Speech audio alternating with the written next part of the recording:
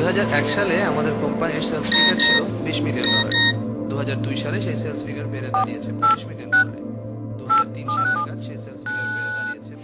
বাবা জানো, আমাদের একটা ময়না পাখি আছে না, সেই আজকে আমার নাম ধরে ডেকেছে।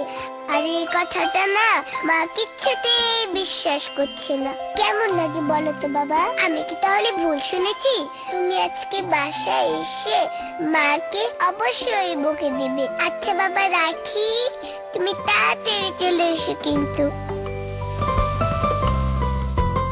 যে কোনো সময় কথা পৌঁছে যায় ভয়েস এসএমএস।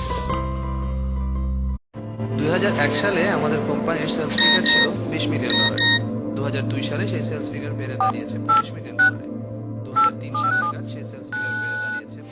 বাবা জানো, আমাদের একটা ময়না পাখি আছে না, সেই আজকে আমার নাম